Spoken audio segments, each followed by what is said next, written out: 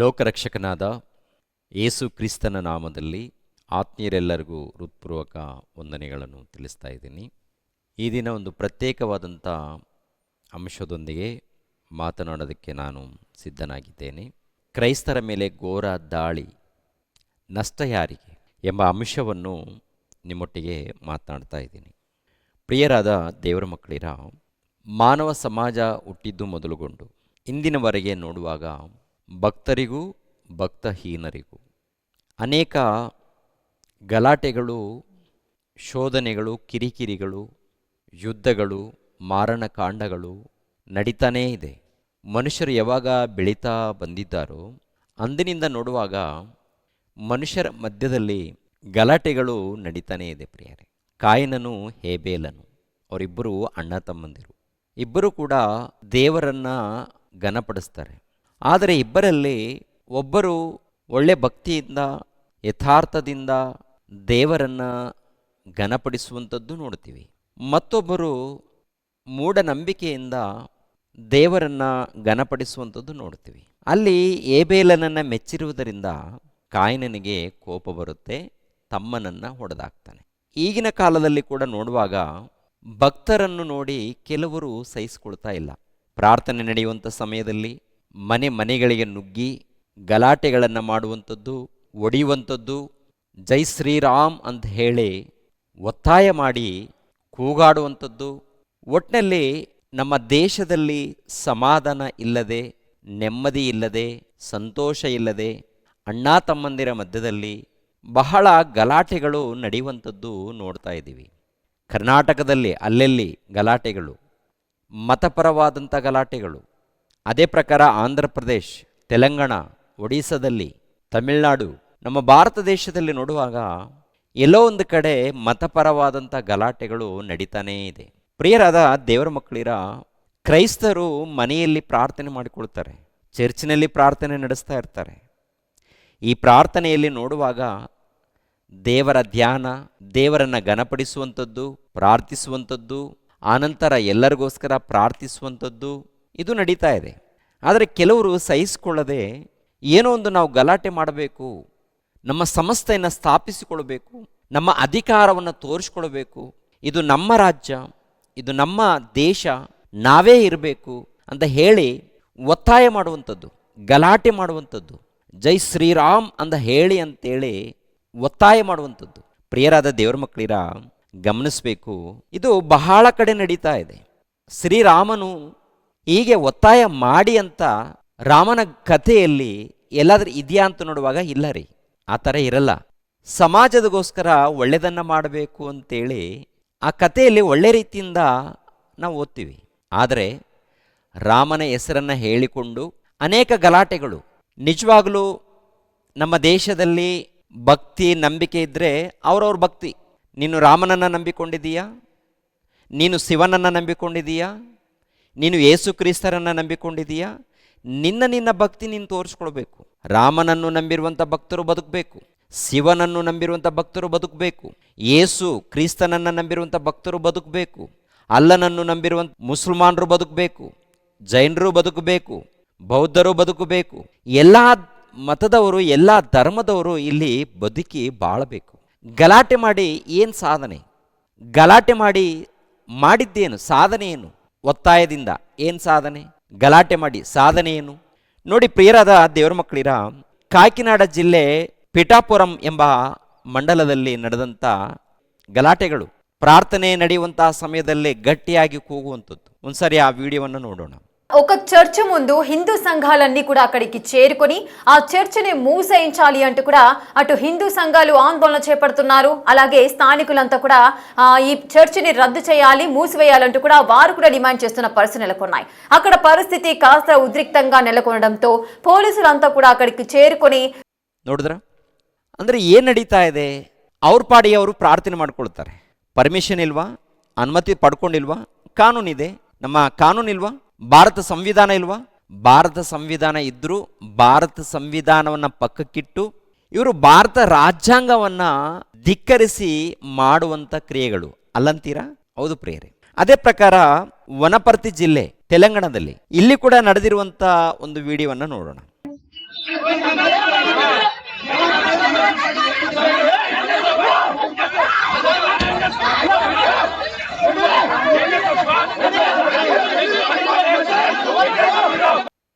ನೋಡಿದ್ರ ಇಲ್ಲೂ ಕೂಡ ಏನು ನಡೀತಾ ಇದೆ? ಅಲ್ಲಿ ಒಂದು ಮನೆಯಲ್ಲಿ ಪ್ರಾರ್ಥನೆ ನಡೀತಾ ಇದೆ, ಒಂದು ಚರ್ಚು.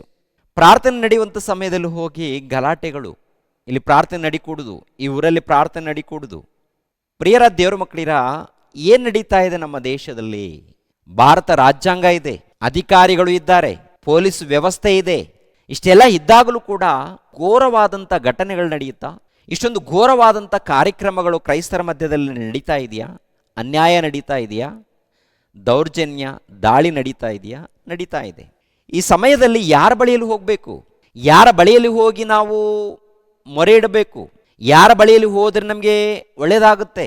ಒಂದ್ಸರಿ ಪ್ರತಿಯೊಬ್ಬರು ಕೂಡ ವಿಚಾರ ಮಾಡಿ ಕೊನೆ ತನಕ ನೋಡಬೇಕು ವಿಡಿಯೋವನ್ನು. ಕೊನೆ ತನಕ ನೋಡಿದ್ರೆ ಕೆಲವು ವಿಷಯಗಳು ಅರ್ಥ ಆಗುತ್ತೆ. ಅದೇ ರೀತಿಯಲ್ಲಿ ಪ್ರಿಯರಾದ ದೇವರ ಮಕ್ಕಳಿರ, ಒಡಿಸ್ಸಾದಲ್ಲಿ ಕಳೆದ ದಿನಗಳ ಹಿಂದೆ ಒಡಿಸ್ಸಾದಲ್ಲಿ ಸೇವಕರ ಮನೆಗೆ ಹೋಗಿ ನುಗ್ಗಿ ಒಡೆದು, ಆನಂತರ ಚಪ್ಪಲಿ ಹಾರವನ್ನು ಹಾಕಿ ಸೆಗಣಿಯನ್ನು ತಿನ್ನಿಸಿ ಕ್ರೂರವಾಗಿ ನಡ್ಕೊಂಡಿದ್ದಾರೆ.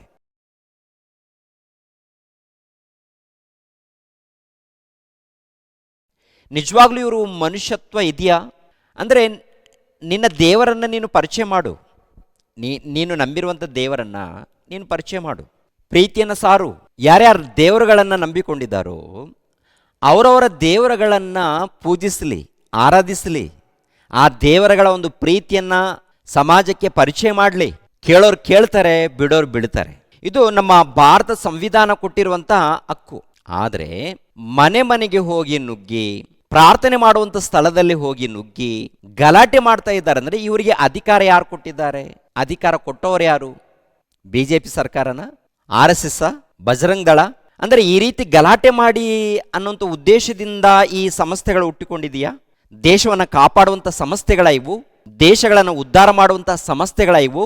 ದೇಶದಲ್ಲಿ ಪ್ರತಿಯೊಬ್ಬರು ಬದುಕಬೇಕು. ಈ ದೇಶದಲ್ಲಿ ಪ್ರತಿಯೊಬ್ಬರು ಮನುಷ್ಯನು ಬದುಕಬೇಕು. ಈ ಲೋಕದಲ್ಲಿ ಬದುಕೋದಕ್ಕೆ ಕೊಟ್ಟಿದ್ದಾರೆ. ನಿನಗೆ ಜ್ಞಾನ ಇದೆಯಾ? ನೀನು ಜ್ಞಾನವಂತನ? ನೀನು ಬುದ್ಧಿವಂತನ? ನೀನು ಸಾರು. ಏನು ನಂಬಿಕೊಂಡಿದ್ದೀಯಾ? ನಿನ್ನ ನಂಬಿಕೆ ಏನು? ನಿನ್ನ ಸಿದ್ಧಾಂತ ಏನು? ನಿನ್ನ ಸಂಸ್ಥೆಯ ಉದ್ದೇಶಗಳೇನು? ಅದನ್ನು ಸಾರು. ಗಲಾಟೆಗಳಲ್ಲ. ಅಮಾಯಕರು. ಯೇಸು ಕ್ರಿಸ್ತರು ಹೇಳಿದ್ದಾರೆ, ಏನಂತ ಹೇಳಿದ್ದಾರೆ? ಶತ್ರುಗಳಿಗೋಸ್ಕರ ಪ್ರಾರ್ಥಿಸಿರಂತ ಹೇಳಿದ್ದಾರೆ. ಶತ್ರುಗಳಿಗೋಸ್ಕರ. ನಿಜವಾದ ಕ್ರೈಸ್ತರ ಉದ್ದೇಶಗಳು ನೋಡುವಾಗ, ದೇವರ ಉದ್ದೇಶ ನೋಡುವಾಗ ಗಲಾಟೆಗಳಲ್ಲ, ಯುದ್ಧಗಳಲ್ಲ. ಒಂದು ವೇಳೆ ಗಲಾಟೆಗಳು, ಯುದ್ಧಗಳು ಮಾಡಬೇಕಂತಂದರೆ ನಾವು ಹೋಗಿ ಗಲಾಟೆ ಮಾಡುವಂಥ ಅವಶ್ಯಕತೆ ಏನಿಲ್ಲ, ದೇವರೇ ಹೇಳಿದ್ದಾರೆ. ಆದರೆ ಗಲಾಟೆ ಮಾಡುವಂಥದ್ದಲ್ಲ, ಯುದ್ಧಗಳು ಮಾಡುವಂಥದ್ದಲ್ಲ. ಯಾರ ನಂಬಿಕೆ ಅವರು, ಯಾರು ನಂಬಿಕೆಯಿಂದ ಜೀವಿಸ್ತಾ ಇದ್ದಾರೋ ಅವರ ನಂಬಿಕೆ ಅವ್ರದ್ದು. ನೀನು ಈ ನಂಬಿಕೆಯಲ್ಲಿ ಇರ್ಕೂಡ್ದು, ನೀನು ಈ ನಂಬಿಕೆ ಮಾಡಬಾರ್ದು, ನೀನು ಈ ಪೂಜೆ ಮಾಡಬಾರ್ದು ಎಂದು ಹೇಳುವ ಅಧಿಕಾರ ಯಾರು ಕೊಟ್ಟಿದ್ದಾರೆ ನಿನಗೆ? ಯಾರು ನೀನು? ನಿನ್ನ ಸಂಸ್ಥೆ ಇದೆಯಾ? ಓಕೆ, ನಿನ್ನ ಸಂಸ್ಥೆಯಲ್ಲಿ ಉದ್ದೇಶಗಳೇನಿದೆಯೋ ಸಮಾಜಕ್ಕೆ ಪರಿಚಯ ಮಾಡು. ಕಾನೂನಿದೆ, ಸರ್ಕಾರ ಇದೆ, ಭಾರತ ಸಂವಿಧಾನ ಇದೆ, ತಿಳಿಸು. ಅದನ್ನು ಬಿಟ್ಟು ಕಾನೂನನ್ನು ಕೈಗೆ ತಗೊಂಡು ಇಲ್ಲದ್ದು ಸಲ್ಲದ್ದು ಮಾತನಾಡಿ ಜಗಳವನ್ನು ಉಂಟು ಮಾಡಿ ಸಮಾಧಾನ ಇಲ್ಲದಂತೆ ಮಾಡುವಂಥದ್ದು ಮನುಷ್ಯತ್ವ ಅಲ್ಲ. ಅದು ಶ್ರೀರಾಮನು ಹೀಗೆ ಪರಿಚಯ ಮಾಡಿಲ್ಲ. ಶ್ರೀರಾಮನ ಕಥೆಯನ್ನು ನೋಡುವಾಗ, ಕಥೆಯನ್ನು ಕೇಳುವಾಗ ಸಮಾಧಾನ ಇದೆ, ಗಲಾಟೆಗಳಲ್ಲ. ಈ ಲೋಕದಲ್ಲಿ ಗಲಾಟೆಗಳು. ಯಾಕೆ ಗಲಾಟೆಗಳು? ಅಧಿಕಾರದಗೋಸ್ಕರ. ಯಾಕೆ ಗಲಾಟೆಗಳು? ಭೂಭಾಗದಗೋಸ್ಕರ. ಯಾಕೆ? ಸಂಪಾದನೆಗೋಸ್ಕರ, ಆಸ್ತಿಗೋಸ್ಕರ, ಅಂತಸ್ತುಗೋಸ್ಕರ, ಅಧಿಕಾರದಗೋಸ್ಕರ, ಭೂಭಾಗದಗೋಸ್ಕರ ಗಲಾಟೆಗಳು. ಪ್ರಿಯರಾದ ದೇವರ ಮಕ್ಕಳಿರ, ಪ್ರತಿಯೊಬ್ಬರೂ ಆಲೋಚನೆ ಮಾಡಬೇಕು. ಅದೇ ಪ್ರಕಾರ ಪ್ರತಿ ಹಿಂದೂ ಸಹೋದರರು ಕೂಡ ಯೋಚನೆ ಮಾಡಬೇಕು. ಯಾಕೆಂದರೆ ಅನೇಕರು ಒಳ್ಳೆಯವರಿದ್ದಾರೆ. ಗಲಾಟೆ ಮಾಡುವಂಥ ಸಂಸ್ಥೆಗಳು ಯಾವುದಾದ್ರೂ ಇದೆಯಾ ಅಂದರೆ ಒಂದು RSS, ಬಜರಂಗ್ ದಳ್, ಇನ್ನು ಕೆಲವು ಸಂಸ್ಥೆಗಳು. ಉದ್ದೇಶ ಏನಪ್ಪ ಅಂದರೆ ಇವರು ನಾವೇ ಭೂಭಾಗವನ್ನು ಸ್ವಾಧೀನಪಡಿಸ್ಕೊಳ್ಬೇಕು ಅಂತ ಅಲ್ಲಪ್ಪ. ನಿನ್ನ ಪ್ರೀತಿ ಏನಿದೆ ಸಾರು, ನಿನ್ನ ಜ್ಞಾನ ಏನಿದೆ ಸಾರು. ಅದನ್ನು ಬಿಟ್ಟು ಗಲಾಟೆ ಮಾಡುವಂಥದ್ದು ಏನು ನಿನ್ನ ಆಲೋಚನೆ? ನಿನ್ನ ಮನಸ್ಸು ಒಪ್ಪುತ್ತಾ? ಕ್ರೈಸ್ತರು ಯಾರು? ನಮ್ಮ ಅಣ್ಣ ತಮ್ಮಂದರು ತಾನೆ. ಮುಸಲ್ಮಾನರು ಯಾರು? ನಮ್ಮ ಅಣ್ಣ ತಮ್ಮರು ತಾನೆ. ಬೌದ್ಧರು ಯಾರು? ನಮ್ಮ ಅಣ್ಣ ತಮ್ಮರು ತಾನೆ. ಹಿಂದೂ ಸಹೋದರರು ಯಾರು? ನಮ್ಮ ಅಣ್ಣ ತಮ್ಮಂದರು ತಾನೆ. ಭಾರತ ದೇಶದಲ್ಲಿ ಹುಟ್ಟಿರುವಂಥ ನಾವೆಲ್ಲರೂ ಕೂಡ ಅಣ್ಣ ತಮ್ಮಂದಿರು, ಅಕ್ಕ ತಂಗಿಯರು. ಶಾಲೆಯಲ್ಲಿ ಕಲಿಸುವಾಗ, ಶಾಲೆಯಲ್ಲಿ ಓದುವಾಗ ನಾವೆಲ್ಲರೂ ಒಂದೇ ಭಾರತೀಯರು, ನಾವೆಲ್ಲರೂ ಒಂದೇ. ಶಾಲೆಯಲ್ಲಿ, ಕಾಲೇಜ್ಗಳಲ್ಲಿ ಇದೇ ತಾನೇ ನಮಗೆ ಕಲಿಸಿರೋದು. ನಾವೆಲ್ಲರೂ ಒಂದೇ, ಭಾರತೀಯರು ಒಂದೇ, ಭಾರತೀಯರು ಎಲ್ಲರೂ ಕೂಡ ಅಣ್ಣ ತಮ್ಮಂದಿರು. ಇದೇ ತಾನೇ ನಾವೆಲ್ಲರೂ ಕಲ್ತ್ಕೊಂಡಿದ್ದು. ಅಣ್ಣ ತಮ್ಮಂದಿರ ಮಧ್ಯದಲ್ಲಿ ಜಗಳಗಳ? ಓಕೆ, ಅಣ್ಣ ತಮ್ಮಂದಿರನ್ನ ಅಂದರೆ ಯಾರನ್ನೋ ಕೊಂದಾಕಿ ನೀವು ಸುಖ ಪಡ್ತೀರಾ? ಎಲ್ಲರೂ ಮಣ್ಪಾಲಾಗ್ತಾ ಇದ್ದಾರಲ್ಲ, ಎಲ್ಲರೂ ಬಿಟ್ಟು ಹೋಗ್ತಾ ಇದ್ದಾರಲ್ಲ, ಎಲ್ಲರೂ ಮಣ್ಣಿಗೆ ಮಣ್ಣು ಸೇರ್ತಾ ಇದ್ದಾರಲ್ಲ. ಯಾರಾದರೂ ಸಂಪಾದನೆ ಮಾಡ್ಕೊಂಡು ಕೂಡಿಟ್ಕೊಂಡಿದ್ದಾರ? ಆಸ್ತಿ ಪಾಸ್ತಿ ಅಂತಸ್ತು ಅಧಿಕಾರ ಕೂಡಿಟ್ಕೊಂಡು ಹಾಗೆ ಇದ್ದಾರ? ಒಬ್ಬರ ನಂತರ ಒಬ್ಬರು ಹೋಗ್ತಾ ಇದ್ದಾರಲ್ಲ, ಮಣ್ಪಾಲಾಗ್ತಾ ಇದ್ದಾರಲ್ಲ. ಕೊನೆಯದಾಗಿ 6 ಅಡಿ 3 ಅಡಿ ಜಾಗ ತಾನೆ. ಸಂಪಾದನೆ ಏನು, ಆಸ್ತಿ ಏನು, ಗಳಿಸಿದ್ದೇನು, ಏನು ಬಿಟ್ಟಿದ್ದೀವಿ, ಮುಂದಿನ ಸಮಾಜಕ್ಕೆ ಮುಂದಿನ ಪೀಳಿಗೆಗೆ ಏನು ಬಿಟ್ಟು ಹೋಗ್ತಾ ಇದ್ದೀವಿ? ಗಲಾಟೆಗಳ, ಜಗಳ, ಕಿರಿಕಿರಿನ. ಮುತಾಲಿಕ್ ಮಾತಾಡ್ತಾರೆ, ಎಲ್ಲಿ ನೋಡಿದ್ರು ಮುತಾಲಿಕ್ರೊಬ್ಬರು ಮಾತಾಡುವಾಗ ಕ್ರೈಸ್ತರ ಮೇಲೆ, ಮುಸಲ್ಮಾನರ ಮೇಲೆ ಕೆಸರನ್ನ ಚೆಲ್ತಾನೇ ಇರ್ತಾರೆ. ಆ ಮುಖದಲ್ಲಿ ನೋಡುವಾಗ ಪ್ರೀತಿ ಎಂಬುದೇ ಕಾಣೋದಿಲ್ಲ, ಬರೀ ಗಲಾಟೆಗಳು ಉಂಟು ಮಾಡುವಂಥ ಮಾತುಗಳು. ಅಲ್ಲಯ್ಯ, ಮುಸಲ್ಮಾನರು ಇರ್ಬೇಕಯ್ಯ, ಕ್ರೈಸ್ತರು ಇರ್ಬೇಕಯ್ಯ, ಎಲ್ಲರೂ ಬಾಳ್ಬೇಕಯ್ಯ, ಅವರೆಲ್ಲರೂ ಇರಬೇಕು. ಹಿಂದೂ ಸಹೋದರರು ಇರಬೇಕು, ಕ್ರೈಸ್ತರು ಇರಬೇಕು, ಮುಸಲ್ಮಾನರು ಇರಬೇಕು. ನಾವೆಲ್ಲರೂ ಅಣ್ಣ ತಮ್ಮಂದಿರು, ಅಕ್ಕ ತಂಗಿಯರು, ನಾವೆಲ್ಲರೂ ಒಂದೇ ಆದಾಗ ಗಲಾಟೆಗಳೇ ಯಾಕೆ? ಒಳ್ಳೆ ರೀತಿಯಿಂದ ಬಾಳೋಣ ಈ ಲೋಕದಲ್ಲಿ. ಇರೋ ಕಾಲ ಸ್ವಲ್ಪ ಕಾಲ. ಯಾವಾಗ ಸತ್ತು ಹೋಗ್ತೀಯೋ ಗೊತ್ತಿಲ್ಲ, ಯಾವಾಗ ಉಸಿರು ನಿಂತು ಹೋಗುತ್ತೋ ಗೊತ್ತಿಲ್ಲ, ಯಾವಾಗ ಅನಾರೋಗ್ಯ ಪಾಲಾಗ್ತೀಯೋ ಗೊತ್ತಿಲ್ಲ. ಆಗಿರುವಾಗ ಏನಯ್ಯ ಸಾಧನೆ ಮಾಡೋದು? ಏನಯ್ಯ ಈ ಲೋಕದಲ್ಲಿ ಸಾಧನೆ ಮಾಡೋದಿದೆ? ಏನಯ್ಯ ಈ ಲೋಕದಲ್ಲಿ ಗಳಿಸೋದಿದೆ? ಒಬ್ಬರ ನಂತರ ಒಬ್ಬರು ಹೋಗ್ತಾ ಇದ್ದಾರಾ? ಎಂತೆಂಥ ಹೋರಾಟಗಾರರು ಏನಾಗಿದ್ದಾರೆ? ಮಣ್ಪಾಲಾಗಿದ್ದಾರೆ, ಮಣ್ಣಲ್ಲಿ ಬೆರ್ತೋಗಿದ್ದಾರೆ. ಮುಗಿತು ಅವ್ರ ಜೀವಿತ, ಮುಗಿತು ಅವ್ರದ್ದು ಇತಿಹಾಸ. ಏನು ಇಲ್ಲ, ಏನು ತಗೊಂಡು ಹೋಗಿಲ್ಲ. ಒಂದು ವೇಳೆ ಈ ಲೋಕದಲ್ಲಿ ಬಿಟ್ಟೋದ್ರೆ ಪ್ರೀತಿ, ಒಳ್ಳೆಯದು ಏನಾದರೂ ಇದ್ದರೆ ಸಮಾಜಕ್ಕೆ ತೋರಿಸಿ ಒಳ್ಳೆಯದನ್ನು ಪರಿಚಯ ಮಾಡಿ ಕೆಲವರು ಒಳ್ಳೆಯವರು ಹೊರಟೋಗಿದ್ದಾರೆ. ಇನ್ನು ಕೆಲವರು ದುಷ್ಟರು ಯುದ್ಧ ಮಾಡಿದ್ದಾರೆ, ಜಗಳ ಮಾಡಿದ್ದಾರೆ, ಗಲಾಟೆಗಳನ್ನು ಮಾಡಿದ್ದಾರೆ, ಅನೇಕರನ್ನು ಕೊಂದಾಕಿದ್ದಾರೆ, ಮಾನಭಂಗ ಮಾಡಿದ್ದಾರೆ, ದೋಚಿಕೊಂಡಿದ್ದಾರೆ, ಹಾಳು ಮಾಡಿದ್ದಾರೆ. ಹಾಳು ಮಾಡಿದವರು ಇದ್ದಾರೆ, ಒಳ್ಳೆಯದನ್ನು ಮಾಡಿದವರು ಇದ್ದಾರೆ, ಒಳ್ಳೆಯದನ್ನು ಮಾಡಿ ಮುಗ್ದೋದವರು ಇದ್ದಾರೆ, ಕೆಟ್ಟದನ್ನು ಮಾಡಿ ಓದೋರು ಕೂಡ ಇದ್ದಾರೆ. ನಾವು ಒಳ್ಳೆಯವರನ್ನು ಕುರಿತು ಮಾತಾಡ್ಕೊಳ್ತೀವಿ ಈಗಿನ ಕಾಲದಲ್ಲಿ.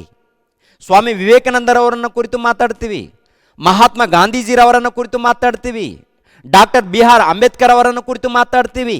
ಅಂದರೆ ಈ ಸಮಾಜದಲ್ಲಿ ಒಳ್ಳೆಯದನ್ನು ಮಾಡಿದವರನ್ನು ಕುರಿತು ಕೆಲವು ವಿಷಯಗಳನ್ನು ಮಾತಾಡ್ಕೊಳ್ತೀವಿ. ಹಿಟ್ಲರ್ ಕುರಿತು ಮಾತಾಡ್ತೀವ? ಜರ್ಮನಿ ನಿಯಂತ ಹಿಟ್ಲರ್ ಅವ್ರ ಕುರಿತು ಮಾತಾಡ್ಕೊಳ್ತೀವ? ಏನು ಮಾತಾಡ್ಕೊಳ್ತೀವಿ? ಬಹಳ ಕ್ರೂರವಾದಂಥ ಮನುಷ್ಯ ಅಂತೇಳಿ, ಹೌದಲ್ವಾ? ಏನಾದ್ರು ಮಾತಾಡ್ಕೊಳ್ಳೋದು ಏನಾದರೂ ಇದೆಯಾ? ಸಂಸ್ಥೆಗಳನ್ನು ಸ್ಥಾಪನೆ ಮಾಡಿಕೊಂಡು ಈ ಸಮಾಜವನ್ನು ಉದ್ಧಾರ ಮಾಡುವಂಥದ್ದು ಏನಾದರೂ ಇದೆಯಾ? ರಕ್ತಪಾತ, ಜಗಳನ ಎಷ್ಟು ಕಾಲ ಮಾಡೋದಂತರೂ ಏನಿಲ್ಲಯ್ಯ. ನೀನು ಬದುಕಬೇಕು, ನಾನು ಬದುಕಬೇಕು, ಪ್ರತಿಯೊಬ್ಬರೂ ಬದುಕಬೇಕು ಈ ಲೋಕದಲ್ಲಿ, ಬದುಕಿ ಬಾಳಬೇಕು. ಹೋಗುವಾಗ ಒಳ್ಳೆಯದನ್ನು ಬಿಟ್ಟು ಹೋಗಬೇಕು.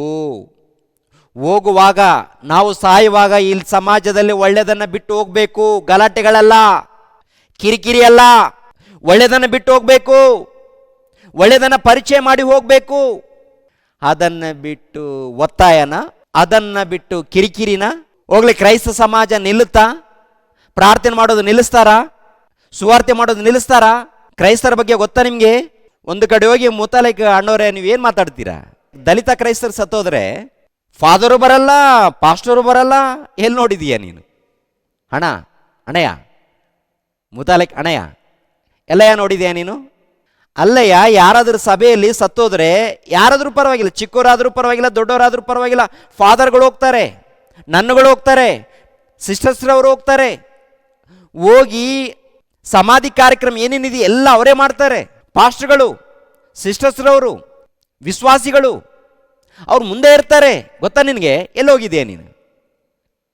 ಕನಸು ನೋಡಿರ್ತೀಯ, ಕನಸು ಇಲ್ಲ ಯಾರೋ ಮಾಯ ಮಾತುಗಳನ್ನು ಕೇಳಿರ್ತೀಯ. ಒಳ್ಳೆ ಕ್ರೈಸ್ತರಿದ್ದಾರೆ, ಒಳ್ಳೆಯವರಿದ್ದಾರೆ. ಮೊದಲನೇದಾಗಿ ನಿನ್ನ ಕಣ್ಣಿನಲ್ಲಿ ತೊಲೆ ಇದೆ, ಅದು ತೆಕ್ಕೋಬೇಕು. ಮೊದಲನೇದಾಗಿ ಬೈಬಲ್ ತಂಟಿಗೆ ಆಗಿರ್ಬೋದು, ಭಕ್ತರ ತಂಟಿಗೆ ಆಗಿರ್ಬೋದು ಹೋಗಬಾರ್ದು. ನಾವು ಯಾರ ತಂಟಿಗೆ ಹೋಗಬಾರ್ದು. ಹಿಂದೂ ಸಹೋದರರ ತಂಟಿಗೆ ಹೋಗಬಾರ್ದು, ಮುಸಲ್ಮಾನರ ಸಹೋದರರ ತಂಟಿಗೆ ಹೋಗಬಾರ್ದು, ಕ್ರೈಸ್ತರ ತಂಟಿಗೆ ಹೋಗಬಾರ್ದು. ಎಲ್ಲರೂ ಅವರವ್ರ ಪಾಡಿಗೆ ಬದುಕೋದಕ್ಕೆ ನಾವು ಬಿಡಬೇಕು. ಗಲಾಟೆ ಮಾಡಬಾರ್ದು, ಕಿರಿಕಿರಿ ಮಾಡಬಾರ್ದು, ಗಲಾಟೆಗಳು ಬೇಡ. ಒಂದು ವೇಳೆ ತಪ್ಪು ಮಾಡಿದ್ದಾರಾ, ಒಂದು ವೇಳೆ ಒತ್ತಾಯ ಮಾಡಿದ್ದಾರಾ, ಯಾರಾದರೂ ಒತ್ತಾಯ ಮಾಡಿ ಬಲವಂತ ಮಾಡಿದ್ದಾರಾ, ಒತ್ತಾಯ ಮತಾಂತರ ಮಾಡಿದ್ದಾರಾ? ಕಾನೂನಿದೆ, ನೋಡಿಕೊಳ್ಳುತ್ತಲ್ಲ. ಅಂದರೆ ಕಾನೂನು ಮೇಲೆ ನಂಬಿಕೆ ಇಲ್ವಾ? ಭಾರತ ಸಂವಿಧಾನದ ಮೇಲೆ ನಂಬಿಕೆ ಇಲ್ವಾ? ನೀವೇ ಏನೋ ಸಾಧನೆ ಮಾಡಿಬಿಡ್ತೀರಾ? ಸಾಧನೆ ಮಾಡೋದು ಏನಿಲ್ಲಯ್ಯ, ಸಾಧನೆ ಮಾಡೋದು ಏನಿಲ್ಲ.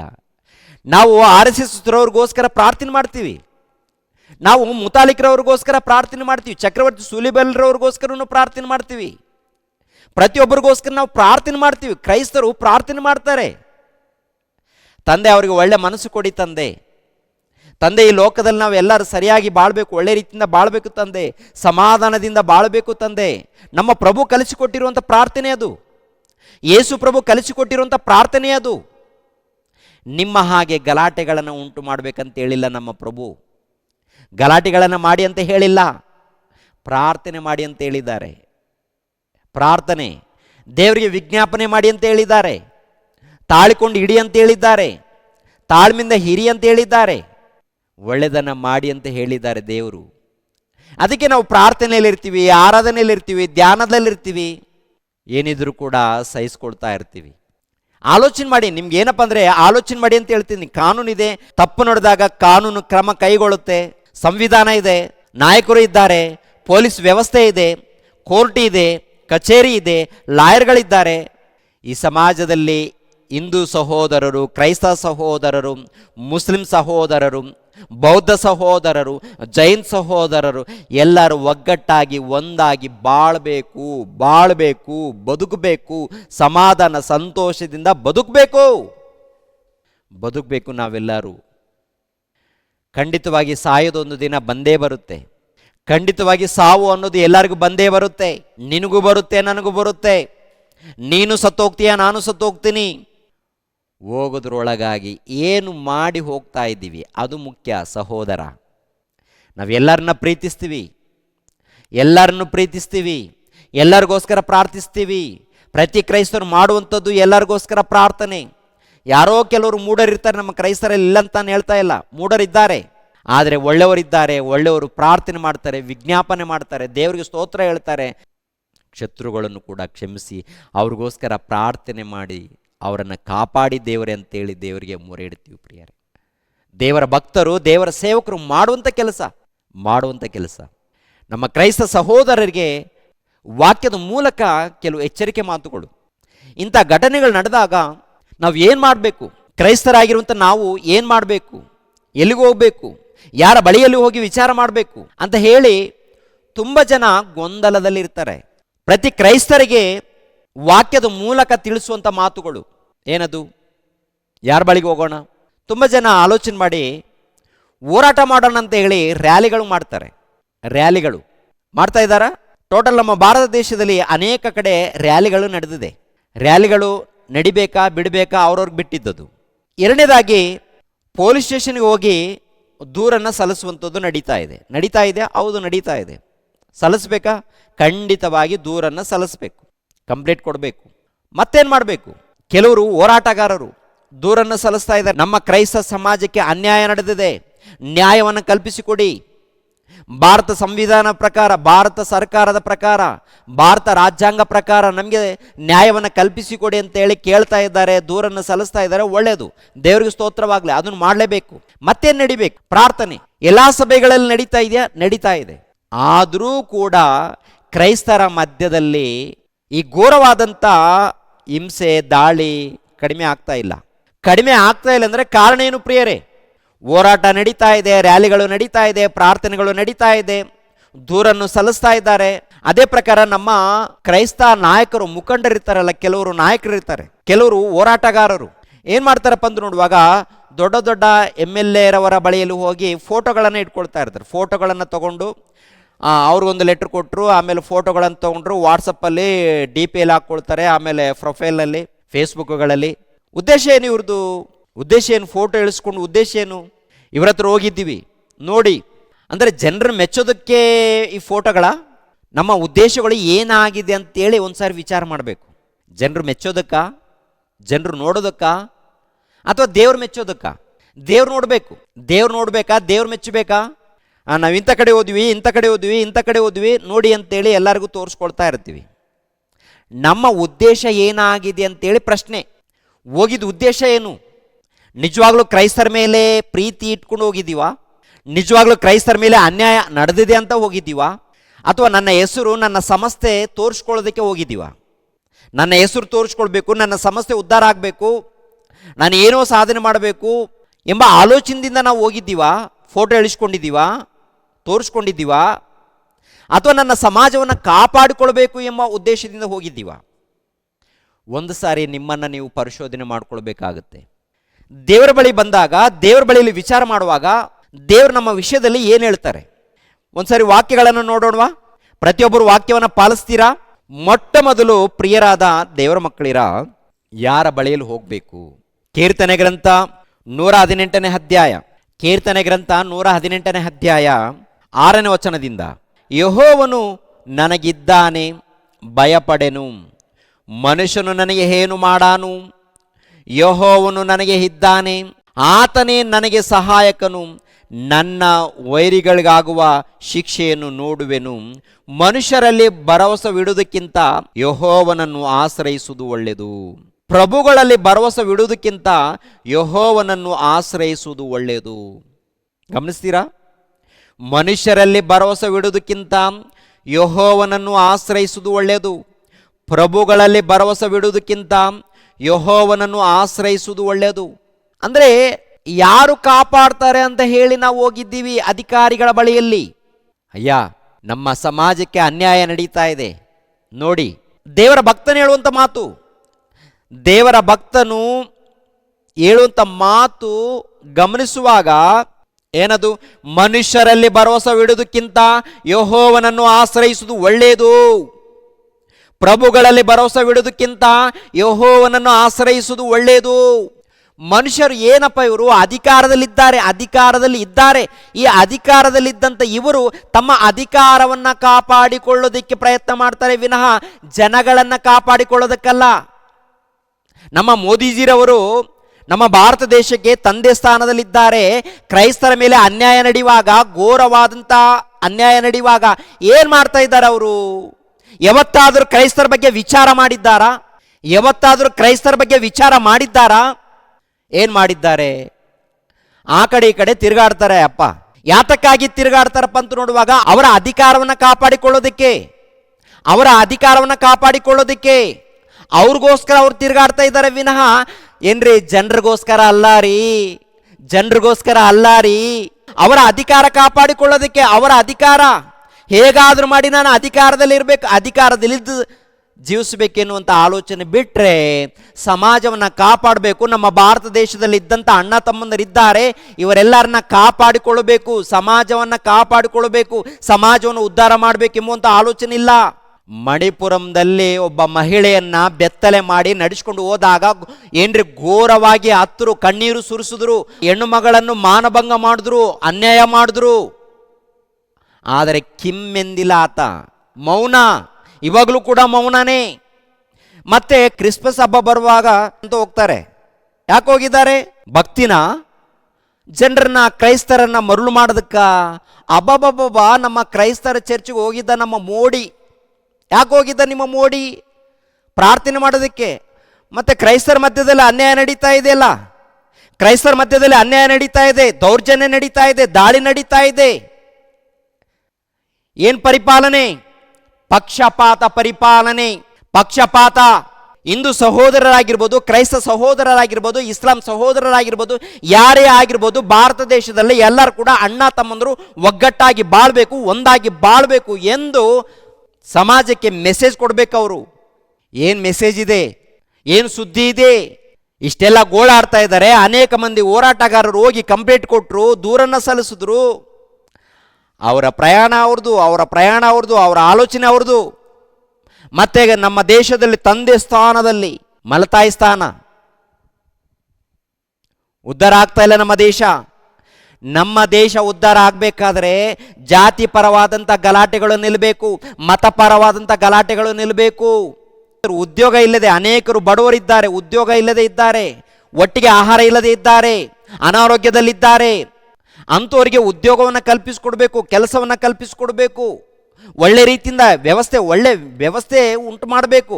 ಅದನ್ನು ಬಿಟ್ಟು ಜಾತಿ ಮತ ಇದೆಂಥ ಕಿರಿಕಿರಿ ಪ್ರಿಯರೇ. ನಮ್ಮ ದೇಶ ಯಾವಾಗ ಉದ್ಧಾರ ಆಗುತ್ತೆ?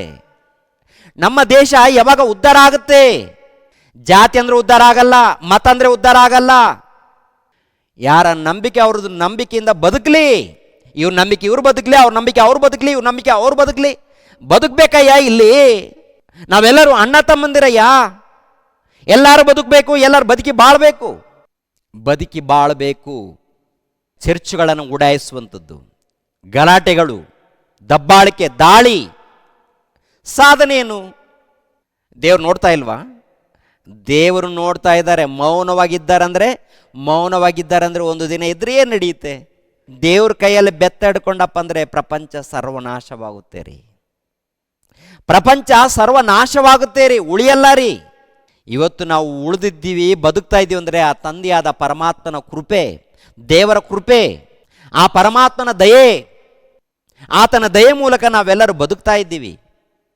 ಒಬ್ಬ ಅನುಭವಸ್ಥ ಭಕ್ತನ ಹೇಳುವಂಥ ಮಾತೇನಂತ ನೋಡುವಾಗ, ಮನುಷ್ಯರನ್ನು ನಂಬಬೇಡಿ, ಪ್ರಭುಗಳನ್ನು ನಂಬಬೇಡಿ. ಯಾಕೆ ನಂಬಬೇಡಿ? ಆ ಪ್ರಭುಗಳು, ಆ ಮನುಷ್ಯರು, ಆ ಅಧಿಕಾರಿಗಳು, ಪ್ರಧಾನ ಮಂತ್ರಿಗಳಾಗಿರ್ಬೋದು, ಮುಖ್ಯಮಂತ್ರಿಗಳಾಗಿರ್ಬೋದು, ಅವರು ತಮ್ಮ ತಮ್ಮ ತಮ್ಮ ಅಧಿಕಾರದಗೋಸ್ಕರ ಪ್ರಯಾಸ ಪಡ್ತಾರೆ ಅಷ್ಟೇ. ತಮ್ಮ ಅಧಿಕಾರದಗೋಸ್ಕರ. ಬೇಕಾದರೆ ವಿಚಾರ ಮಾಡಿ, ಯಾರನ್ನ ವಿಚಾರ ಮಾಡ್ತಿರೋ ವಿಚಾರ ಮಾಡಿಕೊಡ್ರಿ. ಎಲ್ಲೋ ಒಬ್ಬರು ಒಳ್ಳೆ ನಾಯಕರಿರ್ತಾರೆ. ಒಳ್ಳೆ ನಾಯಕರ ಬಗ್ಗೆ ನಾನು ಮಾತಾಡ್ತಾ ಇಲ್ಲ. ಸಮಾಜವನ್ನು ಉದ್ಧಾರ ಮಾಡಬೇಕು ಎನ್ನುವಂಥ ಒಳ್ಳೆ ನಾಯಕರು ಅಲ್ಲೊಬ್ಬರು ಇಲ್ಲೊಬ್ಬರು ಇರ್ತಾರೆ, ಒಳ್ಳೆ ನಾಯಕರು. ಇನ್ನು ಕೆಲವರು ಇದ್ದಾರೆ ರೀ ಹೊಟ್ಟೆ ನಾಯಕರು. ಹೊಟ್ಟೆಗೋಸ್ಕರ ಕೋಟಿ ಸಂಪಾದನೆ ಮಾಡ್ಕೊಂಡು ಇಟ್ಕೊಂಡಿದ್ದಾರೆ. ಕೋಟ್ಯಾನುಗಟ್ಟಲೆ ಹಣ ಇದೆ ರೀ. ಈ ರಾಜಕೀಯ ನಾಯಕರ ಬಳಿಯಲ್ಲಿ ಕೋಟಿ ಹಣ. ಎಲ್ಲಿದ್ದ ಹಣ? ಯಾರಿದ್ದ ಹಣ? ಬಡವರ ಹೆಸರನ್ನೇ ಹೇಳಿಕೊಂಡು ನುಂಗಿರುವಂಥ ಹಣ ದೋಚ್ಕೊಂಡಿದ್ದಾರೆ. ಅದಕ್ಕೆ ದೇವರು ಹೇಳುವಂಥ ಮಾತು ಭಕ್ತರ ಮೂಲಕ ಏನದು?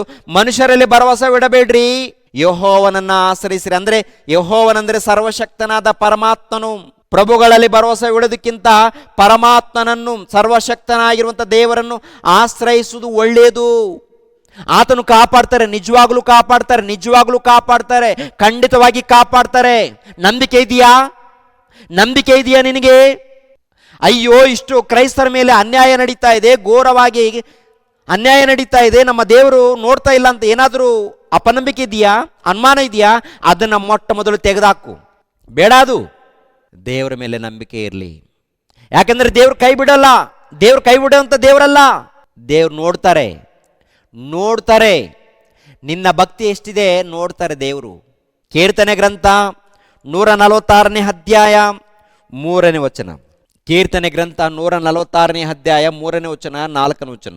ಪ್ರಭುಗಳಲ್ಲಿ ಭರವಸೆ ಬಿಡಬೇಡಿರಿ, ಮಾನವನನ್ನು ನೆಚ್ಚಬೇಡಿರಿ, ಅವನು ಸಹಾಯ ಮಾಡ ಶಕ್ತನಲ್ಲ. ಅವನು ಕಾಪಾಡೋದಕ್ಕೆ ಶಕ್ತಿ ಇಲ್ಲ ಅವನಲ್ಲಿ. ಇರ್ಬೋದು, ಈ ಲೋಕದಲ್ಲಿ ಅಧಿಕಾರ ಇರ್ಬೋದು, ಉನ್ನತವಾದಂಥ ಅಧಿಕಾರ ಇರಬಹುದು, ಅವನು ನಿನಗೆ ಸಹಾಯ ಮಾಡಲ್ಲ. ಸಹಾಯ ಮಾಡೋರು ಯಾರು? ಸೃಷ್ಟಿಕರ್ತನಾದಂಥ ಸರ್ವೇಶ್ವರನಾದಂಥ ದೇವರು. ಆ ದೇವರ ಮೇಲೆ ನಂಬಿಕೆ ಇಟ್ಟು ಬದುಕಬೇಕು ಸಹೋದರ, ಸಹೋದರಿ. ನಿಜವಾಗ್ಲೂ ನಂಬಿಕೆ ಇದೆಯಾ ಅಥವಾ ಅಪನಂಬಿಕೆ ಇದೆಯಾ? ದೃಢವಾದ ನಂಬಿಕೆ ಇದೆಯಾ ಸಹೋದರ, ಸಹೋದರಿ? ದೃಢವಾದ ನಂಬಿಕೆ ಇರಬೇಕು. ಪ್ರಭುಗಳಲ್ಲಿ ಭರವಸೆ ಬಿಡಬೇಡಿರಿ, ಮಾನವನನ್ನು ನೆಚ್ಚಬೇಡಿರಿ, ಅವನು ಸಹಾಯ ಮಾಡ ಶಕ್ತನಲ್ಲ. ಅವನು ಉಸಿರು ಹೋಗಲು ಮಣ್ಣಿಗೆ ಸೇರುತ್ತಾನೆ, ಅವನ ಸಂಕಲ್ಪಗಳೆಲ್ಲ ಅದೇ ದಿನದಲ್ಲಿ ಹಾಳಾಗುವುದು. ಅವನ ಸಂಕಲ್ಪ ಮಣ್ಣಿಗೆ ಸೇರೋಗ್ತಾನೆ, ಇವನು ಕೊನೆಯದಾಗಿ ಮಣ್ಣುಪಾಲಾಗ್ತಾನೆ. ಮಣ್ಣು ಪಾಲು. ಮನುಷ್ಯನು ಅಧಿಕಾರಿ ಯಾರೇ ಆಗಿರ್ಬೋದು, ಚಕ್ರವರ್ತಿ ಆಗಿರ್ಬೋದು, ಒಡೆಯ ಆಗಿರ್ಬೋದು, ಅರಸನಾಗಿರ್ಬೋದು, ಪ್ರಧಾನ ಮಂತ್ರಿ ಆಗಿರ್ಬೋದು, ಯಾರೇ ಆಗಿರ್ಬೋದು, ಕೊನೆಯದಾಗಿ ಶ್ಮಶಾನ. 6 ಅಡಿ 3 ಅಡಿ ಶ್ಮಶಾನ. ಮಣ್ಣುಪಾಲು. ಅವನ ಒಂದು ಸಂಕಲ್ಪ ಏನಾಗುತ್ತೆ? ಅವತ್ತೇ ಗತಿಸಿ ಹೋಗುತ್ತೆ. ಇಂಥವ್ರನ್ನ ನಂಬಿಕೊಂಡು ಬದುಕ್ತಿದ್ದೀವ ನಾವು? ಅಯ್ಯೋ ಏನೋ ಆಗುತ್ತೆ, ನಮ್ಮ ಕ್ರೈಸ್ತ ಸಮಾಜ ಏನೋ ಆಗುತ್ತೆ. ಏನೂ ಆಗಲ್ಲ. ಇದೆಲ್ಲ ಕೂಡ ನಮ್ಮ ಒಳ್ಳೆಯದಕ್ಕೆ, ನಮಗೆ ಒಳ್ಳೆಯದೇ ಆಗುತ್ತೆ. ಕ್ರೈಸ್ತರಿಗೆ ಒಳ್ಳೆಯದೇ ಆಗುತ್ತೆ, ಭಕ್ತರಿಗೆ ಒಳ್ಳೆಯದೇ ಆಗುತ್ತೆ. ಪದೇ ಯಾಕೆ ಹೇಳ್ತೀನಿ ಗೊತ್ತಾ? ಭಕ್ತರಿಗೆ ಖಂಡಿತವಾಗಿ ಒಳ್ಳೆಯದೇ ಆಗುತ್ತೆ. ದೇವರು ಒಳ್ಳೆಯದೇ ಮಾಡ್ತಾರೆ. ಏನು ಮಾಡಿದ್ರು ಕೂಡ ಒಳ್ಳೆಯದೇ ಮಾಡ್ತಾರೆ. ನೋಡ್ತಾ ಇದ್ದಾರೆ, ಒಳ್ಳೆಯದೇ ಮಾಡ್ತಾರೆ. ನಿನಗೆ ಒಳ್ಳೆಯದೇ ಮಾಡ್ತಾರೆ. ಅನ್ಯಾಯ ನಡೆದಿದೆಯಾ, ಖಂಡಿತವಾಗಿ ಇವತ್ತಿಲ್ಲ ಅಂದ್ರೆ ನಾಳೆ ನಿನಗೆ ಒಳ್ಳೆಯದೇ ಆಗುತ್ತೆ. ನೀನು ತಾಳ್ಕೊಂಡಿರಬೇಕು, ಶ್ರದ್ಧೆಯಿಂದ ಭಕ್ತಿಯಿಂದ ಇರಬೇಕು. ನೀನು ಭಯ ಪಡುವಂಥ ಅವಶ್ಯಕತೆ ಇಲ್ಲ, ಭಯ ಪಡುವಂಥ ಅವಶ್ಯಕತೆ ಇಲ್ಲ. ಯಾರನ್ನೂ ನಂಬಿಕೊಂಡು ಕುಳಿತುಕೊಳ್ಬಾರ್ದು. ಇವರೇನೋ ನಮಗೆ ಉದ್ಧಾರ ಮಾಡ್ತಾರೆ, ಅಯ್ಯ ನೀವು ಉದ್ಧಾರ ಮಾಡ್ತೀರಿ ತಗೊಳ್ಳಿ, ಅಯ್ಯ ನಮ್ಮ ದೂರ ತಗೊಳ್ಳಿ ಅಂತೇಳಿ ಲೆಟರ್ ಕೊಡ್ತೇವೆ, ಕೊಡೋಣ, ತಪ್ಪೇನಿಲ್ಲ. ಅವ್ರನ್ನೇ ನಂಬಿಕೊಂಡು ಕುಳಿತುಕೋಬಾರ್ದು. ಅವರೇನು ಉದ್ಧಾರ ಮಾಡ್ತಾರೇನೋ, ಇವರೇನು ಉದ್ಧಾರ ಮಾಡ್ತಾರೇನೋ, ಇವರೇನೋ ಕಾಪಾಡ್ತಾರೆ. ಯಾರು ಕಾಪಾಡಲ್ಲ, ಯಾರು ಉದ್ಧಾರ ಮಾಡಲ್ಲ. ನಿನಗೆ ಉದ್ಧಾರ ಮಾಡಿದ್ರೆ ತಂದೆಯಾದ ಸರ್ವೇಶ್ವರನು, ತಂದೆಯಾದ ಪರಮಾತ್ಮನು, ಮಹೋನ್ನತನು ಏಸಯ್ಯ ನಮಗೆ ಉದ್ಧಾರ ಮಾಡ್ತಾನೆ. ಯೇಸು ಪ್ರಭು ಉದ್ಧಾರ ಮಾಡ್ತಾನೆ. ಆ ಯೇಸು ಪ್ರಭು ನಮಗೋಸ್ಕರ ಪ್ರಾಣ ತ್ಯಾಗ ಮಾಡಿದ್ದಾನೆ. ನಮ್ಮನ್ನು ಉದ್ಧಾರ ಮಾಡೋದಕ್ಕೆ, ಆತ್ಮಿಕವಾಗಿ ಬೆಳೆಸೋದಕ್ಕೆ ನಮಗೋಸ್ಕರ ರಕ್ತವನ್ನು ಸುರಿಸಿದ್ದಾನೆ, ನಮಗೋಸ್ಕರ ಜೀವಿತವನ್ನು ಕೊಟ್ಟಿದ್ದಾನೆ. ಸರ್ವ ಲೋಕವನ್ನು ಉಂಟು ಮಾಡಿರುವಂಥ ಆತನು ನಮಗೋಸ್ಕರ ಪ್ರಾಣ ತ್ಯಾಗ ಮಾಡಿದ್ದಾನಂದರೆ ನಿನ್ನನ್ನು ಉದ್ಧಾರ ಮಾಡೋದಕ್ಕೆ. ಈ ಲೋಕದಲ್ಲಿ ಕಷ್ಟಗಳಂತೀರಾ, ಸ್ವಲ್ಪ ಕಾಲ ಇರುತ್ತೆ. ಶೋಧನೆಗಳಂತೀರಾ, ಹೌದು ಇರುತ್ತೆ. ಎಲ್ಲಿ ತನಕ ಇರುತ್ತೆ? ಪ್ರಪಂಚ ಬೂದಿ ಆಗೋ ತನಕ ಇರುತ್ತೆ ಸಹೋದರ ಸಹೋದರಿ, ಇರುತ್ತೆ. ಕಷ್ಟಗಳು, ಶೋಧನೆಗಳು, ಹಿಂಸೆಗಳು, ಬಾಧೆಗಳು ಇರುತ್ತೆ.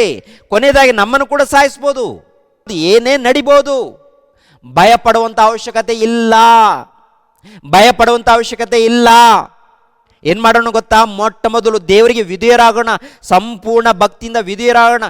ದೇವರನ್ನ ಬಿಟ್ಟು ಇವ್ರನ್ನ ಯಾರನ್ನ ನಂಬಿಕೊಂಡಿದ್ದೀರಾ? ಮೊಟ್ಟ ಮೊದಲು ದೇವರಿಗೆ ವಿಧೇಯರಾಗ್ರಿ, ದೇವರ ವಾಕ್ಯಕ್ಕೆ ವಿಧೇಯರಾಗ್ರಿ. ದೇವರ ವಾಕ್ಯಕ್ಕೆ ವಿಧೇಯರಾಗಿ ಭಯ ಭಕ್ತಿಯಿಂದ ನಡೆದಾಗ ದೇವರು ಕೈ ಬಿಡಲ್ಲ, ದೇವರು ಕೈ ಬಿಡಲ್ಲ.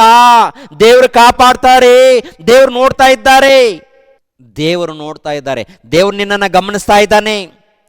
ಶೋಧನೆಗಳು ಬಂದಾಗ, ಹಿಂಸೆಗಳು ಬಂದಾಗ, ತೊಂದರೆಗಳು ಬಂದಾಗ ಯಾವ ರೀತಿ ನೀನು ನಡ್ಕೊಳ್ತಾ ಇದ್ದೀನಿ ನಿನ್ನನ್ನು ನೋಡ್ತಾ ಇದ್ದಾನೆ. ಸಹೋದರ ಸಹೋದರಿ, ಭಯಪಡಬೇಡಮ್ಮ, ಭಯಪಡಬೇಡ. ಆಗುತ್ತೆ, ನಡೆಯುತ್ತೆ. ಈ ಲೋಕದಲ್ಲಿ ಸ್ವಲ್ಪ ಕಾಲ. ಯೋಹಾನನು ಬರೆದ ಸುವಾರ್ತೆ, ಯೋಹಾನನು ಬರೆದ ಸುವಾರ್ತೆ 16ನೇ ಅಧ್ಯಾಯ 33ನೇ ವಚನವನ್ನು ನೋಡಿ ಪ್ರಿಯರೇ, ಮುಗಿಸ್ತೀನಿ. 16ನೇ ಅಧ್ಯಾಯ 33ನೇ ವಚನ. ನೀವು ನನ್ನಲ್ಲಿದ್ದು ಮನಃಶಾಂತಿಯನ್ನು ಹೊಂದಿದವರಾಗಿರಬೇಕೆಂದು ಇದನ್ನೆಲ್ಲ ನಿಮಗೆ ಹೇಳಿದ್ದೇನೆ. ಲೋಕದಲ್ಲಿ ನಿಮಗೆ ಸಂಕಟ ಉಂಟು, ಲೋಕದಲ್ಲಿ ನಿಮಗೆ ಸಂಕಟ ಉಂಟು, ಧೈರ್ಯವಾಗಿರಿ, ನಾನು ಲೋಕವನ್ನು ಜಯಿಸಿದ್ದೇನೆ. ನನ್ನ ಮನಃಶಾಂತಿ, ಯೇಸು ಪ್ರಭು ಹೇಳುವಂಥದ್ದು ದೇವರ ಮನಃಶಾಂತಿ. ಎರಡನೇದಾಗಿ, ಈ ಲೋಕದಲ್ಲಿ ಸಂಕಟ ಇದೆ, ಸಂಕಟ ಶೋಧನೆಗಳಿದೆ, ಕಷ್ಟ ಇದೆ ಅಂತ ಹೇಳ್ತಾರೆ. ಎಲ್ಲಿವರೆಗೆ ಕಷ್ಟ? ಪ್ರಾಣ ಇರೋವರೆಗೆ ಅವಾಗವಾಗ ಕಷ್ಟಗಳು ಬರ್ತಾ ಇರುತ್ತೆ. ತುಂಬ ಜನ ಸುಳ್ಳು ಸೇವಕರಿದ್ದಾರೆ, ಏನು ಹೇಳ್ತಾರೆ ಗೊತ್ತಾ? ಕಷ್ಟ ಎಲ್ಲ ತೊಲಗುತ್ತೆ ಅಂತ ಹೇಳ್ತಾರೆ. ಕಷ್ಟ ತೊಲಗಲ್ಲ, ಕಷ್ಟ ಇರುತ್ತೆ. ಆ ಕಷ್ಟದಲ್ಲೇ ಆತ್ಮಿಕವಾದಂಥ ಸಂತೋಷ ಇರುತ್ತೆ. ಆದ್ದರಿಂದ ಪ್ರಿಯರಾದ ದೇವರ ಮಕ್ಕಳಿರ, ಗಮನಿಸಬೇಕು. ಯಾರನ್ನೋ ನಂಬಿಕೊಂಡು ಕುಳಿತುಕೊಳ್ಬೇಡಿ. ಯಾರು ಏನು ಮಾಡಲ್ಲ. ಒಂದು ವೇಳೆ ಸಹಾಯ ಆದರೆ ಅದು ದೇವರ ಕೃಪೆ ಮೂಲಕ, ಏಸಯ್ಯನ ಕೃಪೆ ಮೂಲಕ, ಯೇಸು ಕ್ರಿಸ್ತರ ಕೃಪೆ ಮೂಲಕ ಸಹಾಯವಾಗುತ್ತೆ. ಪವಿತ್ರಾತ್ಮ ಮೂಲಕ ಸಹಾಯವಾಗುತ್ತೆ. ತಂದೆಯಾದ ದೇವರ ಮೂಲಕ ಸಹಾಯವಾಗುತ್ತೆ. ಆದುದರಿಂದ ಯಾರನ್ನೋ ನಂಬಿಕೊಂಡು ಮೋಸ ಹೋಗಬೇಡಿ. ಯಾರೋ ಏನೋ ಮಾಡ್ತಾರಂತೇಳಿ ಭಯಪಡಕ್ಕೆ ಹೋಗ್ಬೇಡಿ. ಈ ಲೋಕದಲ್ಲಿ ಕಷ್ಟ, ಶೋಧನೆಗಳು, ಬಾಧೆಗಳು ಇರುತ್ತೆ. ಅದು ಸ್ವಲ್ಪ ಕಾಲ. ಈ ಸ್ವಲ್ಪ ಕಾಲ ಇರಲಿ, ದೇವ್ರಿಗೆ ಸ್ತೋತ್ರ ಹೇಳೋಣ, ಧ್ಯಾನಿಸೋಣ. ಪರಲೋಕದಲ್ಲಿ ಬಹಳ ಫಲ ನಮಗೆ ಸಿಗುತ್ತೆ. ಯಾರು ಶೋಧನೆ ಕೊಟ್ಟಿದ್ದಾರೋ ಅವ್ರಿಗೇನೇ ನಷ್ಟವಾಗುತ್ತೆ. ಶೋಧನೆ ಅನುಭವಿಸ್ತವ್ರಿಗಲ್ಲ, ಕಷ್ಟವನ್ನು ಅನುಭವಿಸ್ತವ್ರಿಗಲ್ಲ. ಕಷ್ಟವನ್ನು ಅನುಭವಿಸಿದರೆ ನಿಮಗೆ ಲಾಭ ಇದೆ, ಪರಲೋಕದಲ್ಲಿ ಬಹಳ ಲಾಭ ಇದೆ. ದೇವ್ರಿಗೋಸ್ಕರ ಕಷ್ಟ, ಶೋಧನೆ, ಹಿಂಸೆಗಳನ್ನು ಅನುಭವಿಸಿದಾಗ ಪರಲೋಕದಲ್ಲಿ ಬಹಳ ಲಾಭ ಇದೆ.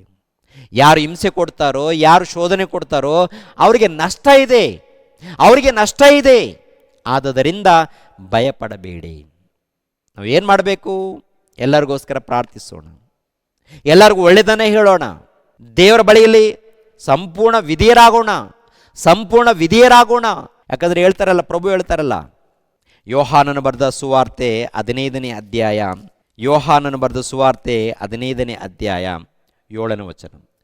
ನೀವು ನನ್ನಲ್ಲಿಯೂ ನನ್ನ ವಾಕ್ಯಗಳು ನಿಮ್ಮಲ್ಲಿಯೂ ನೆಲೆಗೊಂಡಿದ್ದರೆ ಏನು ಬೇಕಾದರೂ ಬೇಡಿಕೊಳ್ಳಿರಿ, ಅದು ನಿಮಗೆ ದೊರಕುವುದು.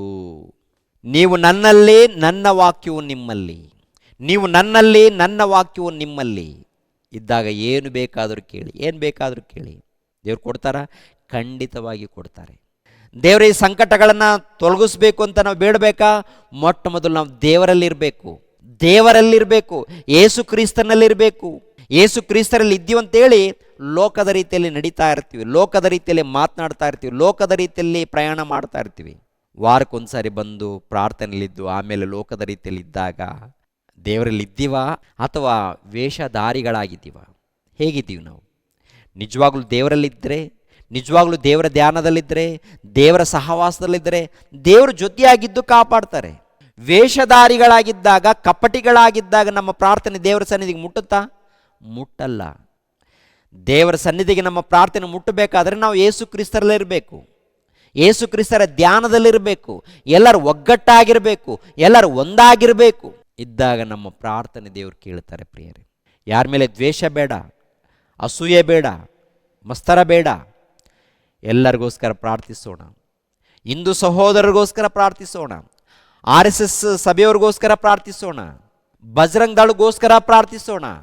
ನಮ್ಮ ಮೇಲೆ ಯಾರ್ಯಾರು ದ್ವೇಷ ಮಾಡ್ತಾ ಇದ್ದಾರೋ ಎಲ್ಲರಿಗೋಸ್ಕರ ಪ್ರಾರ್ಥಿಸೋಣ. ದೇವರು ಅವ್ರಿಗೆ ಒಳ್ಳೆಯದನ್ನು ಮಾಡಲಿ, ಒಳ್ಳೆಯದನ್ನು ಮಾಡಲಿ ಅಂತೇಳಿ ಪ್ರಾರ್ಥಿಸೋಣ. ಪ್ರಿಯರೇ, ಹೌದು ಪ್ರಿಯರೇ, ನಾವು ಪ್ರಾರ್ಥಿಸಬೇಕು. ಆದರೆ ಯಾರನ್ನೋ ನಂಬಿಕೊಂಡು ಕುಳಿತುಕೋಬಾರ್ದು. ನಮ್ಮ ತಂದೆಯಾದ ದೇವರನ್ನ ನಂಬಿಕೊಂಡು, ದೇವರಿಗೆ ವಿಧೇಯರಾಗಿ, ಯೇಸು ಕ್ರಿಸ್ತ ನಂಬಿಕೊಂಡು ಆತನ ವಾಕ್ಯಕ್ಕೆ ವಿಧೇಯರಾಗಿ ಭಕ್ತಿಯಿಂದ ನಾವು ನಡ್ಕೊಳ್ಬೇಕು. ದೇವರು ಜೊತೆಯಾಗಿದ್ದು ಕಾಪಾಡ್ತಾರೆ. ಸಮಯ ಮುಗಿದಾಗ ಮರಣ ಬರುತ್ತೆ. ಸಂತೋಷವಾಗಿ ಜೀವಿತ ಕಾಲ ಮುಗಿಸ್ಕೊಂಡು ಹೋಗೋಣ. ಈ ಲೋಕದಲ್ಲಿ ಮಾಡೋದೇನಿಲ್ಲ, ಮಾಡೋದಂತರೂ ಏನಿಲ್ಲ. ಆದ್ದರಿಂದ ದೇವರ ವಾಕ್ಯಕ್ಕೆ ಒಳಪಡೋಣ, ವಿಧೇಯರಾಗೋಣ, ಭಯ ಭಕ್ತಿಯಿಂದ ಜೀವಿಸೋಣ. ದೇವರು ನಿಮ್ಮನ್ನು ನನ್ನನ್ನು ಆಶೀರ್ವದಿಸಲಿ. ತಲೆಬಾಗಿಸ್ರಿ, ಪ್ರಾರ್ಥಿಸೋಣ. ಸರ್ವವನ್ನು, ಸರ್ವಲೋಕವನ್ನು ಸೃಷ್ಟಿ ಮಾಡಿರುವಂಥ ಸರ್ವಶಕ್ತನಾದ ನಮ್ಮ ತಂದೆಯಾದ ದೇವರೇ, ನಿಮಗೆ ಕೃತಜ್ಞತೆಗಳು, ಸ್ತೋತ್ರಗಳು. ತಂದೆ, ಶತ್ರುಗಳಿಗೋಸ್ಕರ ಪ್ರಾರ್ಥಿಸಿರಿ ಅಂತ ಹೇಳಿದ್ದೀರ ತಂದೆ. ಈ ಲೋಕದಲ್ಲಿ ನೋಡುವಾಗ ಎಲ್ಲರೂ ಅಣ್ಣ ತಮ್ಮಂದಿರು, ಆದರೆ ಕೆಲವರು ತಂದೆ ರೌಡಿಗಳಾಗಿ, ಗುಂಡಗಳಾಗಿ, ಶತ್ರುಗಳಾಗಿ ಕಾಣ್ತಾ ಇದ್ದಾರೆ ತಂದೆ. ಅವರೆಲ್ಲರಿಗೋಸ್ಕರ ಪ್ರಾರ್ಥಿಸ್ತಾ ಇದ್ವಿ. ಅವರನ್ನು ಕನಿಕರಿಸಿ ಕಾಪಾಡಿ ಕ್ರೈಸ್ತರ ಮಧ್ಯದಲ್ಲಿ ಸಮಾಧಾನವನ್ನು ದಯಪಾಲಿಸಿ ತಂದೆ. ಈ ಕರ್ನಾಟಕದಲ್ಲಿ ಅಲ್ಲಲ್ಲಿ ಬಹಳ ಗಲಾಟೆಗಳು ನಡೀತಾ ಇದೆ. ಅದೇ ಪ್ರಕಾರ ಆಂಧ್ರ ಪ್ರದೇಶದಲ್ಲಿ, ಒಡಿಸ್ಸಾದಲ್ಲಿ ಎಲ್ಲೆಲ್ಲಿ ಗಲಾಟೆಗಳು ನಡೆದು ನಿಮಗೂ ಗೊತ್ತು ತಂದೆ. ಅವ್ರಿಗೋಸ್ಕರ ನಾನು ಪ್ರಾರ್ಥಿಸ್ತಾ ಇದ್ದೀನಿ. ಕನಿಕರಿಸಿ ನೆಮ್ಮದಿ, ಶಾಂತಿ, ಸಮಾಧಾನವನ್ನು ದಯಪಾಲಿಸಿ ತಂದೆ. ಅದೇ ರೀತಿಯಲ್ಲಿ ಗಲಾಟೆಗಳನ್ನು ಉಂಟು ಮಾಡುವಂಥ RSS ಅವ್ರಿಗೋಸ್ಕರ ಪ್ರಾರ್ಥಿಸ್ತಾ ಇದ್ದೀನಿ ತಂದೆ. ಆ ಮಕ್ಕಳನ್ನು ಕನಿಕರಿಸಿ ಅವ್ರಿಗೆ ಒಳ್ಳೆಯ ಮನಸ್ಸನ್ನು ದಯಪಾಲಿಸಿ ಅಂತೇಳಿ ಕೇಳ್ಕೊಳ್ತಾ ಇದ್ದೀನಿ ತಂದೆ. ಅದೇ ರೀತಿಯಲ್ಲಿ ತಂದೆ, ಬಜರಂಗ್ ದಳ ಆಗಿರ್ಬೋದು, ಅವ್ರಿಗೋಸ್ಕರನೂ ಪ್ರಾರ್ಥಿಸ್ತಾ ಇದ್ದೀನಿ. ಕನಿಕರಿಸಿ, ಕೃಪೆ ತೋರಿಸಿ, ಅವ್ರಿಗೆ ಒಳ್ಳೆಯ ಮನಸ್ಸನ್ನು ದಯಪಾಲಿಸಿ. ಅದೇ ರೀತಿಯಲ್ಲಿ ತಂದೆಯಾದ ದೇವರೇ, ಈ ಸಮಾಜದಲ್ಲಿ ಎಲ್ಲರೂ ನಿಮ್ಮ ಮಕ್ಕಳು, ಎಲ್ಲರೂ ನಿಮ್ಮ ಪ್ರಜೆಗಳು. ಹಿಂದೂ ಸಹೋದರರು ನಿಮ್ಮ ಮಕ್ಕಳು, ಮುಸ್ಲಿಮ್ ಸಹೋದರರು ನಿಮ್ಮ ಮಕ್ಕಳು, ಕ್ರೈಸ್ತರು ನಿಮ್ಮ ಮಕ್ಕಳು, ಜೈನರು, ಬೌದ್ಧರು ಎಲ್ಲರೂ ಕೂಡ ನಿಮ್ಮ ಮಕ್ಕಳು ತಂದೆ. ಎಲ್ಲರನ್ನು ಕನಿಕರಿಸಿ, ಎಲ್ಲರನ್ನು ಕಾಪಾಡಿ, ಪ್ರತಿ ಕುಟುಂಬಕ್ಕೆ ನೆಮ್ಮದಿ, ಶಾಂತಿ, ಸಮಾಧಾನವನ್ನು ದಯಪಾಲಿಸಿ. ನಮ್ಮ ಭಾರತ ದೇಶದಲ್ಲಿ ಅನೇಕ ಗೊಂದಲಗಳು, ಅನೇಕ ಗಲಾಟೆಗಳು, ರಾಜಕೀಯ ಗಲಾಟೆಗಳು ನಡೀತಾ ಇದೆ ತಂದೆ. ಸಮಾಧಾನ ಇಲ್ಲ ತಂದೆ, ನೆಮ್ಮದಿ ಇಲ್ಲ ತಂದೆ. ಕನಿಕರಿಸಿ ಅಂತೇಳಿ ನಿಮ್ಮ ಪಾದದ ಬಳಿಯಲ್ಲಿ ಬೇಡ್ತಾ ಇದ್ದೀವಿ ತಂದೆ. ನಿಮ್ಮ ಪಾದದ ಬಳಿಯಲ್ಲಿ ವಿಜ್ಞಾಪನೆ ಮಾಡ್ತಾ ಇದ್ದೀವಿ ತಂದೆ. ಕನಿಕರಿಸಿ ತಂದೆ, ಕಾಪಾಡಿ ತಂದೆ. ಒಂದು ವೇಳೆ ಹಿಂಸೆಗಳ ಅನುಭವಿಸಬೇಕಾದಂಥ ಪರಿಸ್ಥಿತಿ ಬಂದಾಗ ಧೈರ್ಯವನ್ನು, ಬಲವನ್ನು, ದೃಢ ನಂಬಿಕೆಯನ್ನು ನಮ್ಮೆಲ್ಲರಿಗೂ ದಯಪಾಲಿಸಿ ತಂದೆ. ಯಾವುದೇ ಕಾರಣಕ್ಕೂ ಹಿಂಜೇರಿಯದೆ, ಮೋಸ ಹೋಗದೆ, ಚಂಚಲ ಮನಸ್ಸು ಇಲ್ಲದೆ ನಿಮ್ಮ ಧ್ಯಾನದಲ್ಲಿ ನಿಷ್ಠೆಯಿಂದ, ಭಕ್ತಿಯಿಂದ ಜೀವಿಸುವಂತೆ ನಮ್ಮೆಲ್ಲರಿಗೂ ಸಹಾಯ ಮಾಡಿ. ಯೇಸು ಪವಿತ್ರ ನಾಮದಲ್ಲಿ ಬೇಡಿ ಹೊಂದಿದೆಯಪ್ಪ ತಂದೆಯೇ, ಆಮೇನ್. ನಮ್ಮ ತಂದೆಯಾದ ದೇವರ ಪ್ರೀತಿಯು, ನಮ್ಮ ರಕ್ಷಕನಾದ ಯೇಸು ಕ್ರಿಸ್ತರ ಕೃಪೆಯು, ಪವಿತ್ರಾತ್ಮನ ಅನ್ಯೋನ್ಯ ಸಹವಾಸವು ಸದಾಕಾಲ ದೇವರ ಜೊತೆಯಾಗಿದ್ದು ನಡೆಸಲಿ. ಆಮೇನ್. ಎಲ್ಲರಿಗೂ ವಂದನೆಗಳು.